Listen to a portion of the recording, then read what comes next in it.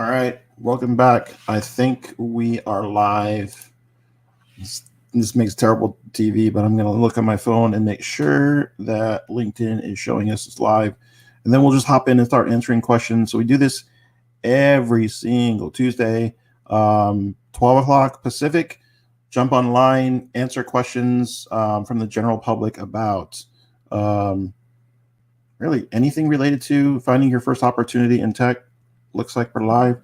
So this Ask Me Anything session really works well if folks drop some comments. So whether you're listening on Twitter or that's Periscope, I think, Twitch, YouTube, LinkedIn, Facebook, shoot me some questions. Love to take a stab at answering those questions and helping folks get a little better at their job search.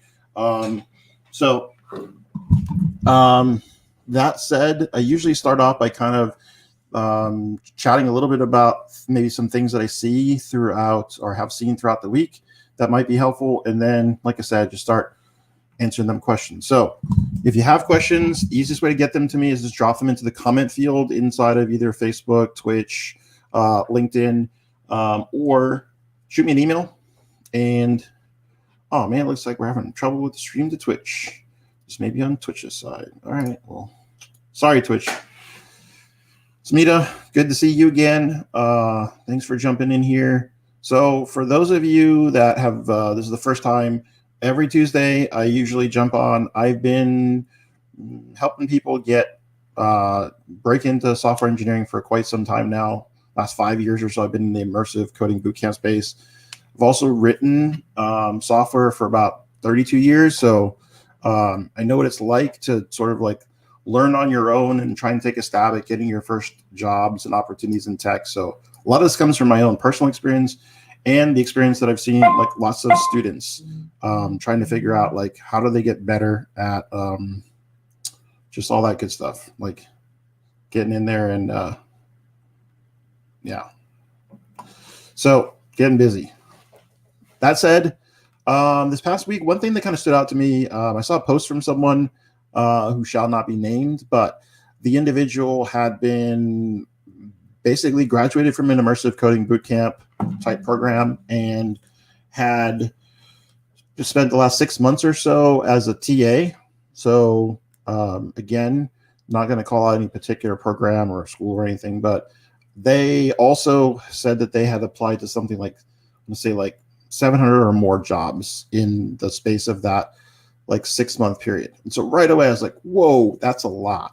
And so for anybody that's heard me talk before about the process that you should be using when you're reaching out, that volume is way too high because you are not going to be able to do effective reach outs and follow-ups if you are trying to do too much too fast, like shotgun approach.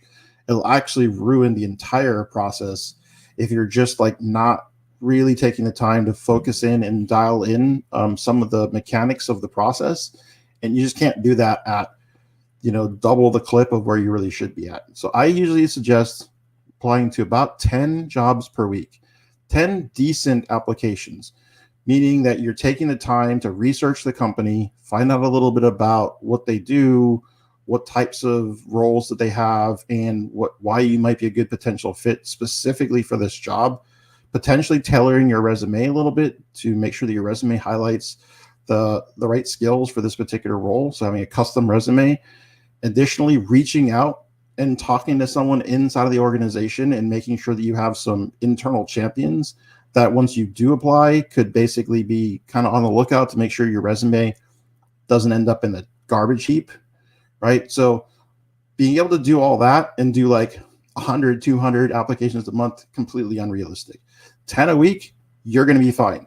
You will be able to get a job just off of that 10 a week if you're doing a really effective job search and you're really, again, putting in the detailed work with those 10 per week.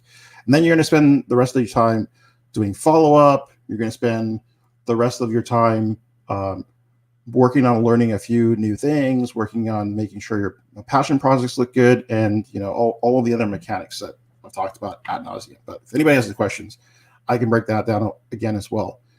At the end of the day, it's got to be I think it's not like super hard working, but instead working smart versus working hard, that will help you be successful in the short versus like it taking you way longer to get a job. The other main flaw that I would say, so if there's anybody out here that's a TA at a coding boot camp, get the heck out of there. Go out and find a job, because you're not going to get much better practicing the same skills over and over and over again, right? So you get, I guess, decent at the fundamentals, but it's actually usually not that challenging to teach the same curriculum or fill in the same gaps. Like I know when we're teaching in our curriculum, we get pretty much the same questions over and over and over again as people hit places in the curriculum. So you're not really getting challenged really well. I know people say it can be helpful to teach other people. By teaching other people, you learn yourself, but not in the space of like a immersive coding boot camp, where a lot of the problems and challenges that students face are very consistent and they're sort of like the same thing. Every single time there's some gaps in the curriculum. Some are intentional to cause the individual to have to like do a little bit of a stretch and reach in order to get to this new like thought process or to figure something out. And others are just like, maybe it's a flaw in the particular curriculum, doesn't cover something in enough depth, but it's just not enough for, I'd say, a TA to feel like if I just TA for a year, I'll be so much better than if I just go look for a job and work on passion projects. 1000% better for you to work on passion projects than it is for you to just be teaching the same lesson over and over and over again, right? Because you're just not getting that much better, that much faster. You want to get 1% better every day.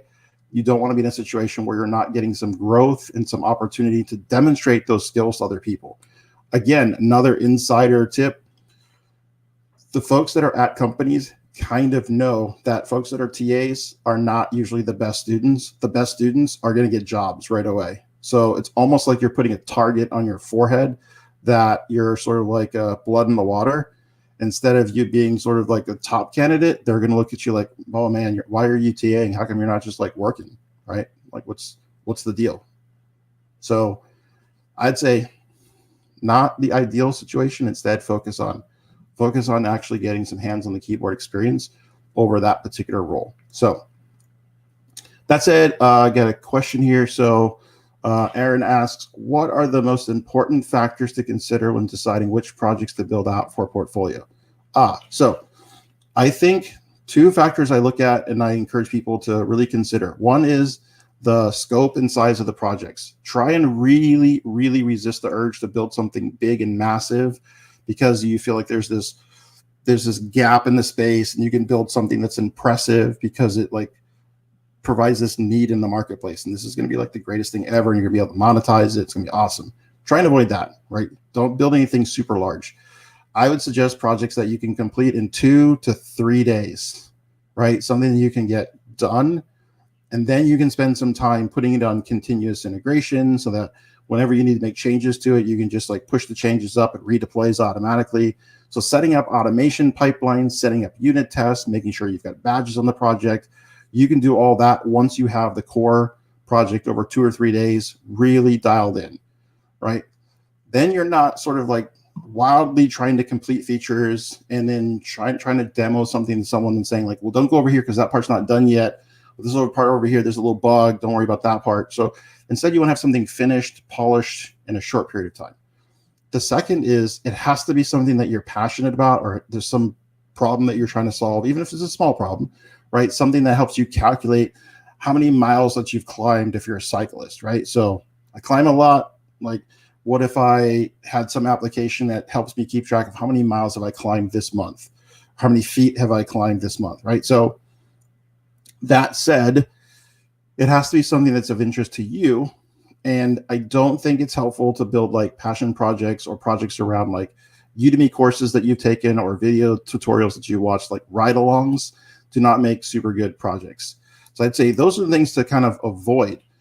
The things to target and to look for would be opportunities where you can exercise, like you understand the full stack. So things where you have to persist some data, super good, because then you're getting a chance to kind of show how you can integrate both the front end and the back end. Trying to find projects where you can demonstrate sort of, fundamental skills, like you understand like authentication, right? So maybe something that has a like login, maybe something that has other types of fairly standard business case type applications. So could be API, securing an API, right? So not just having your API, but showing how you can use a proxy server for it, etc. So hopefully that helps. What else?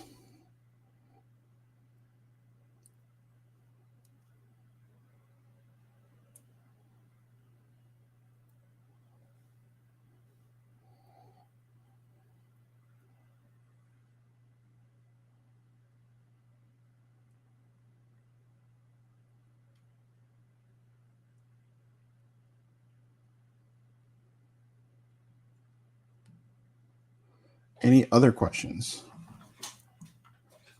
Yeah, no problem, Aaron. Appreciate you supporting, jumping on, getting questions answered. Love it.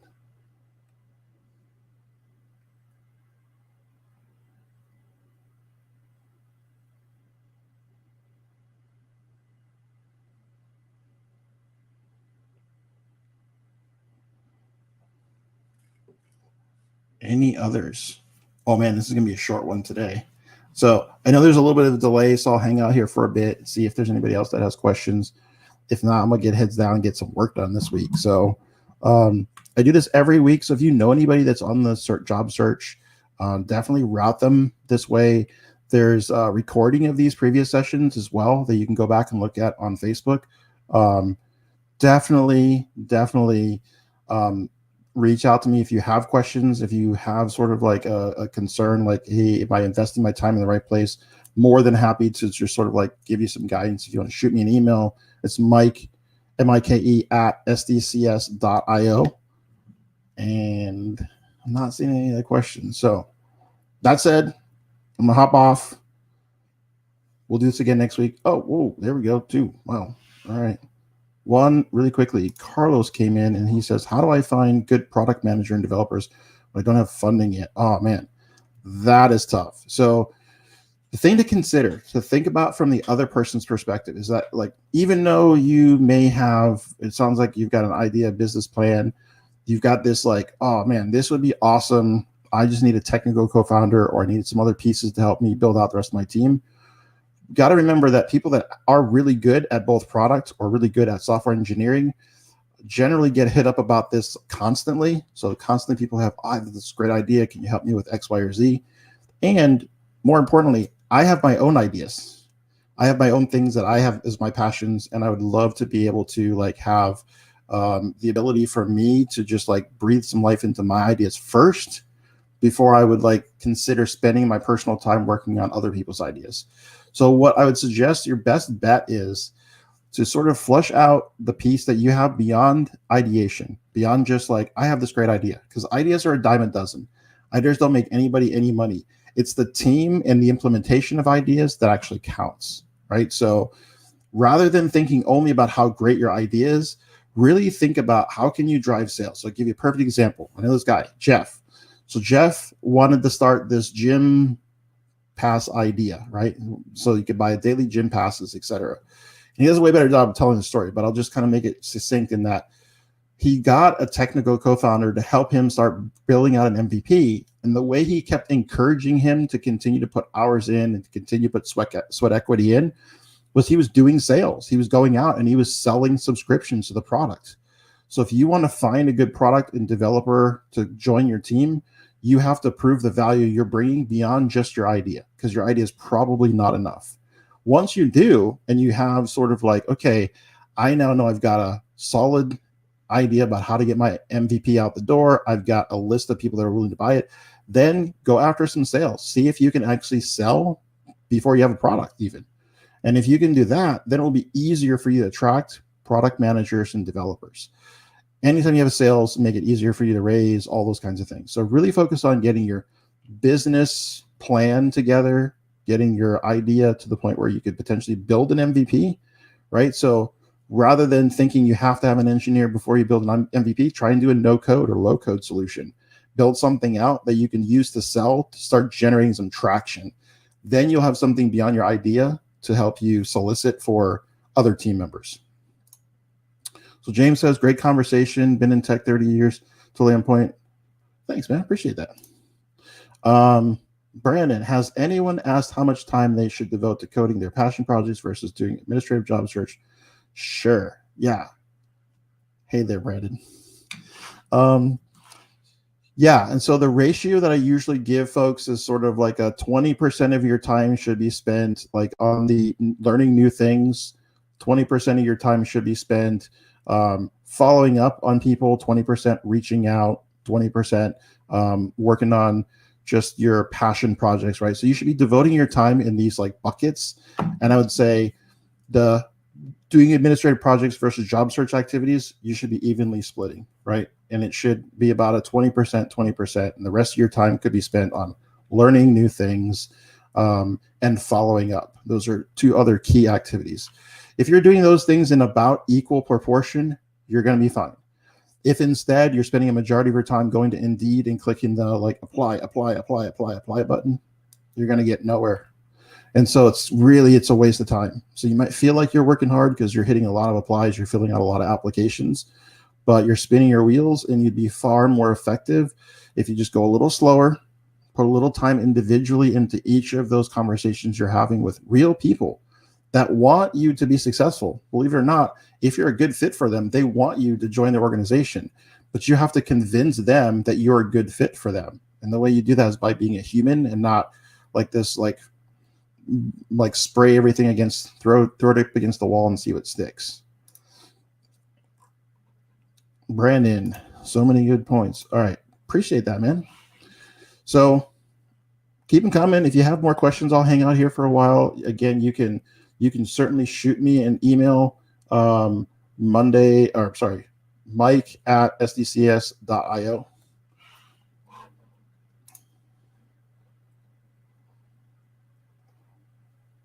Just checking my email really fast.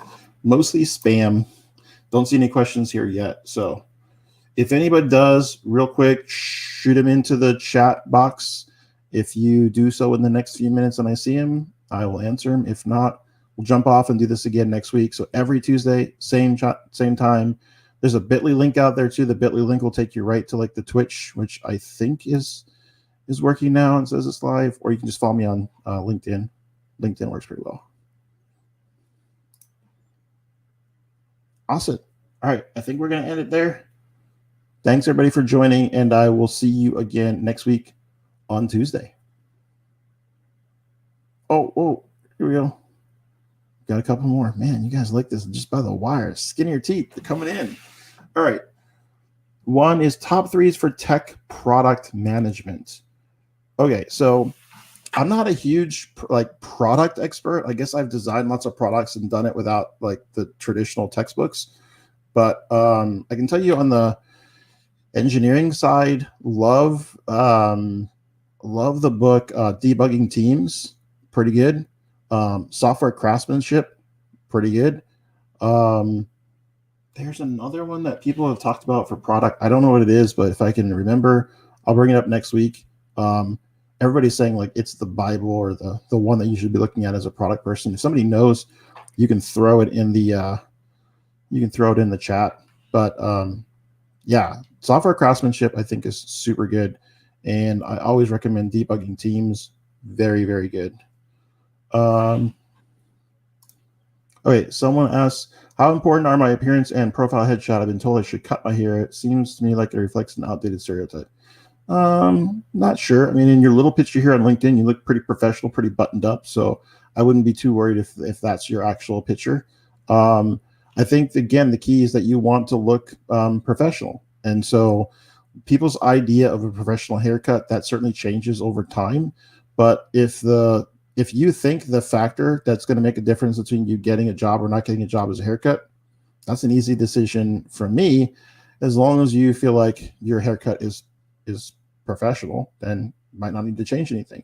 But if you feel like your haircut's less than professional, it's probably a good sacrifice, right? So the one that comes up a lot especially for people of color, are like locks. For a long time, dreadlocks were considered unprofessional. And so again, like if dreadlocks are part of you, and you feel like that's your thing, right? If you're like Rastafarian, right, then you got to rock your dreadlocks, man. You can't cut those just because somebody says they don't think it's professional. So again, it's like being reasonable, right? If it's part of your cultural identity to have like longer hair, great, rock your longer hair, right? But if it's not, and if it's just a preference and you know yourself that it's not professional, then like do what makes sense, which is like maybe get a trim, right? So, Michelle, got a link there to diverse talent like that, like the sound of diverse dash talent. I don't know what's there, but I would anticipate some good stuff. So shout out to Michelle. Yes, there is a delay. I think it's longer than 30 seconds. So I'll kind of pause here when we get to the end. So searching for those in the STEM field. Okay, awesome. I know a lot of people in STEM. I'll check out diverse dash talent afterwards. Yeah, I know part of what we do here at San Diego Code School is we have a software apprenticeship. So we basically help people that are underrepresented, so often overlooked individuals that traditionally are not in the space. We help them transition in and get all the skills they need to be successful, give them a year of paid experience, and then help them transition into jobs. So that's kind of our thing. That's our main core thing at San Diego Code School. So this isn't like you don't usually have to solicit too much. Most people are like, yes, please, I'll take a job getting paid to learn how to code. But instead, I really do want to help other people that were not able to serve in the apprenticeship, because it is a very limited opportunity, and like provide some time to just people that are trying to get their first opportunity, give them some tips and pointers. So we'll do this every Tuesday, same time, 12 o'clock Pacific. I think that's like 3 o'clock on the East Coast.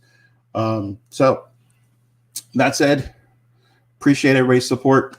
We will see you again next week.